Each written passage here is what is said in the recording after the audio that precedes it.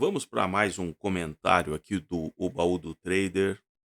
Acompanhe esse vídeo até o final. Sou Paulo Bittencourt. Vamos fazer uma análise sobre a questão de taxas de juros no Brasil.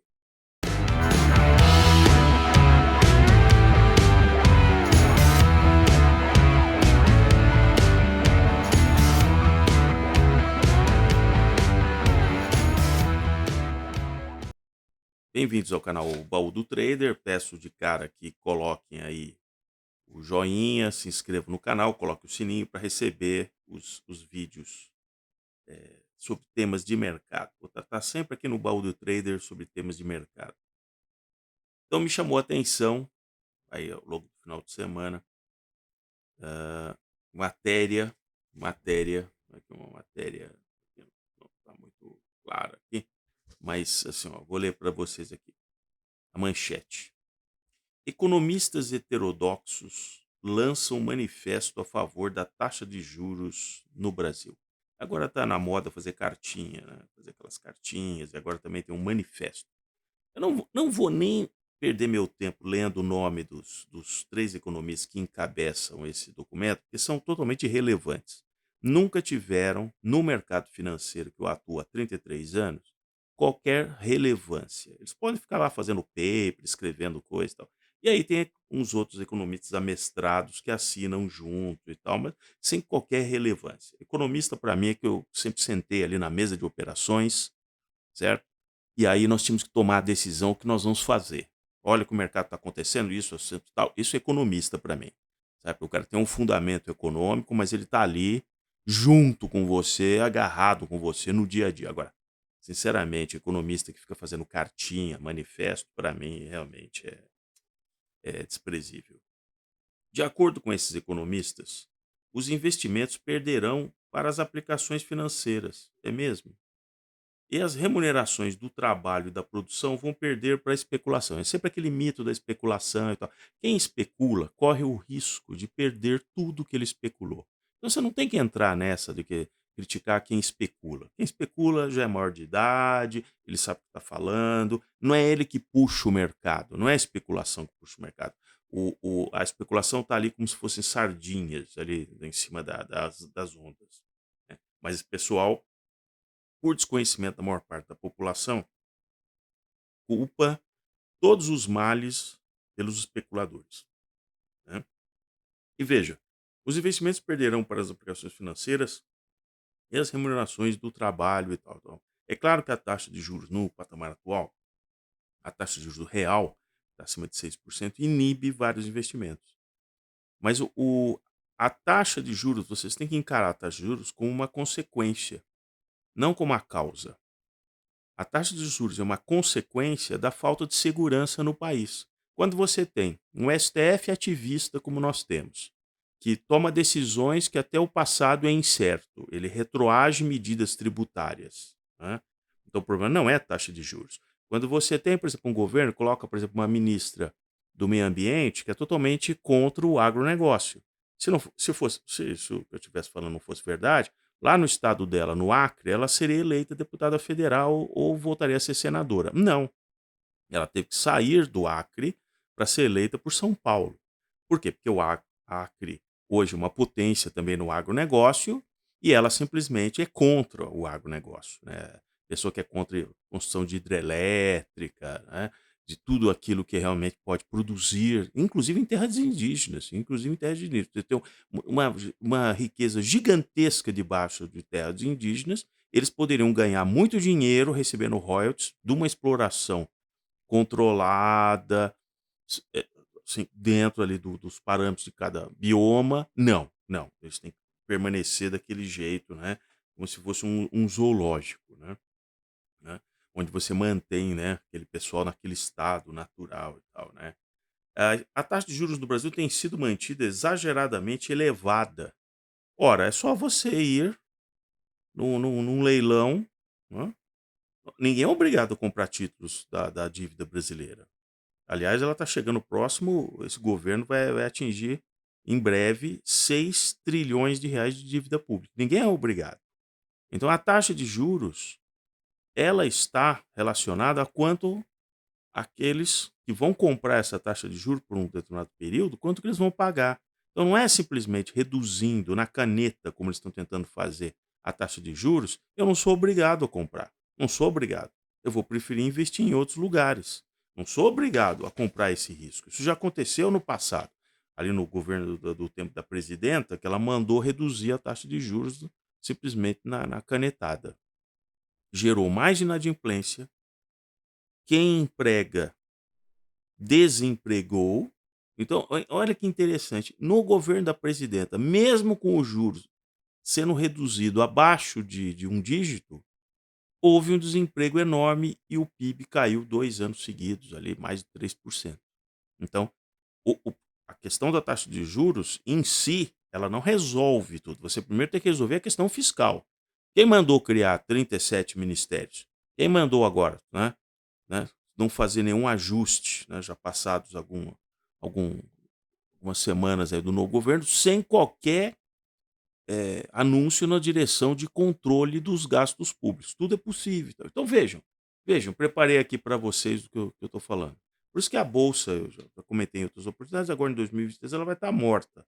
Ela não vai conseguir competir com esse nível de taxa de juros, né? Há uma retração natural pela desconfiança que aquele que é dono do capital tem com relação à condução da, da, da política econômica, coisa que o Banco Central não cuida. No manifesto aqui dos tais economistas, eles misturam essa questão de política econômica com o papel do Banco Central. O Banco Central está ali para conduzir política monetária, além de outras funções que o Banco Central do Brasil tem. Mas, fundamentalmente, quando nós falamos de Comitê de Política Monetária, ele tem ali a função de analisar os parâmetros de condução para uma meta de inflação desejável dentro de parâmetros de câmbio, né? Então seria uma taxa neutra de juros e um câmbio razoável, por exemplo, para o Brasil. Tudo isso está interligado. E esses economistas heterodoxos, como eles nunca trabalharam em mesa de operação, eles nunca fizeram conta nenhuma. Nunca fizeram conta nenhuma de juro futuro, o que está acontecendo, qual é o câmbio, qual é o cupom. Não, nada, nada. É pura argumentação vazia. Eles partem do pressuposto que a gente, assim, baixando a taxa dos juros, e se a gente quiser, não haverá um crescimento econômico. Então, é uma coisa voluntariosa, né? Mas vai muito além disso, né? Porque quem está ali nas mesas de operação faz conta, ele faz conta. Como você vai pagar isso? Qual é a dívida pública? Qual é a regulação? Entende? Então, então vejam, olha aqui, ó. Vejam. Essa tela do dia que eu gravo isso. Olha lá. O meu preferido, assim, ó, Tesouro Prefixado 2029. Estão vendo aqui, ó? Tô colocando aqui, ó. 13,46. Já esteve mais alto na semana passada. 13,46 de um juro prefixado para 2029, ele está muito próximo ali do 13,75, que é a taxa de curtíssimo prazo. Então veja o tamanho do desequilíbrio. Por isso que eu sempre recomendo, compre um pouquinho, sempre que o juro estressar, compre um pouquinho do prefixado 2029. Não é para ficar até 2029. Você vai desembarcar antes, quando em algum momento ali o juro vai ter que cair. Em algum momento, isso é fato, o juro terá que cair. Não na canetada. Não porque toda essa turma está fazendo essa pressão, né, para que caia nesse momento. Mas daqui a 2 anos, mais ou menos, a gente vai ter, sem dúvida, um nível de taxa de juros mais baixo do que nós temos hoje, né. Aí nós temos o Tesouro Selic, né, seja o vencimento de 2026, 2029, mas isso é irrelevante, que paga ali o 13,75, tem mais esse pequeno, percentual, que é uma maneira de incentivo que o Tesouro dá para você anular a taxa de custódia anual que você paga para guardar esses títulos, né. Então, na verdade, sai a taxa Selic pura, se você comprar isso, pura que eu digo, é porque você foi desonerado do 0,20 que é cobrado, 0,20% que é cobrado ao ano. Então, eh, é um incentivo, né. Então, a maior parte tem que estar aqui no Tesouro Selic.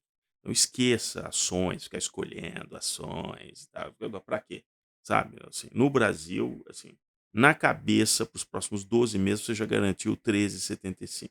Então, com raríssimas exceções, você vai se dar bem investindo em bolsa, né. Então esse papo de que o cara ganhou dinheiro há muitos anos, tal, esqueça. Isso aí são outros cenários, é um outro momento. Então estamos falando de Brasil 2023, né. O que aconteceu no passado com quem investiu 30 anos atrás e aparece aí como mecenas de bolsa, "Ah, eu quero ganhar", isso não vai acontecer, né. Eh, eu posso dizer isso porque eu acompanho isso há 33 anos. O Brasil ali que eu acompanhei logo no início dos anos 90, em bolsa, nós tínhamos as ações tradicionais de primeira linha, tínhamos segunda linha, tinha uma chamada segunda linha nobre. Essas ações nem existem mais, né? Uma ação como White Martins, empresas do setor automotivo, nem existem mais, né? Hoje a gente virou uma bolsa de commodities e de empresas estatais, né? E aí nós vamos aqui para outro dos meus preferidos, o Tesouro IPCA 2035, pagando inflação mais 6,39 de juro real. Então esse é o juro real que está incomodando esse pessoal, 6,39. Você pode achar um absurdo e tal, o 2045 pagando 6,46, mas considerando que os títulos estão aqui defasados aqui de vencimento em 10 anos, eu acho que o título que tem uma gordura maior é realmente o 2035, né, porque está muito próximo do 2045, né. E olha que coisa bizarra, né, o Tesouro IPCA 2055, esse aqui tudo bem que ele paga os juros semestrais, né, esse cupom aqui de 6,39 é pago metade, metade, a cada 6 meses, né. Ele é mais baixo que o 2045. Então, isso é uma inversão na curva de juros assim, que é outra aberração no Brasil. Quer dizer, um título 10 anos mais longo, que paga os juros semestralmente, ele te paga em termos de juro real menos do que um título mais curto. Para vocês verem como o mercado ele desconfia da questão fiscal. Mas o pessoal parece que não caiu a ficha, tá certo? Então, é, é o que eu tinha hoje para comentar com vocês. Fevereiro já está indo aí pro meio do mês, né? Sem que nenhuma notícia relevante no arcabouço de política fiscal que o governo tem apresentado. E aí resta aquela solução do abafa, uma série de economistas heterodoxos, aqueles coligados, partidos políticos e tal, pressionarem e vão convocar o presidente do Banco Central. Vocês acham? Vocês podem colocar 30 desse pessoal que está ali, desses partidos, 30 deles contra o Campos Neto. O nível dele, o nível de preparo dele, porque ele tem os números ali na cabeça. Esses caras que vão ali combater, vão debater, vão estar só falando bravatinhas. Pois é, o senhor é culpado por 70 milhões de negativados, e tal. O Campos Neto vai responder com números. Então, será realmente muito interessante acompanhar essa esse depoimento do Campos Neto, lá no Congresso Nacional, que vai ser realmente um arraso, né. E aí eles vão fazer o quê? Vão fazer o quê? Contra fatos não tem argumentos. Vão colocar algum desses economistas lá para debater com o Campos Neto, né, ele vai ter todos os argumentos e toda a métrica que pauta as reuniões do Banco Central, que aliás esse pessoal acho que nunca leu nota nenhuma do Banco Central. Mas eles vão lá realmente debater com um cara que está no dia a dia muito preparado, para enfrentar, essa situação. Então, menos, né, menos, não vamos forçar a natureza das coisas, né. Nós teremos sim taxa de juro baixa. Se se é o quê? Se você perguntar para um americano uma taxa atual de juros, não é baixa, né. Então o que é baixa, né? No momento em que o governo fizer a parte dele e tiver um custo do Estado, tivermos, por exemplo, um custo do judiciário percentualmente ao PIB menor, né, e e outros penduricalhos que nós temos aí, né.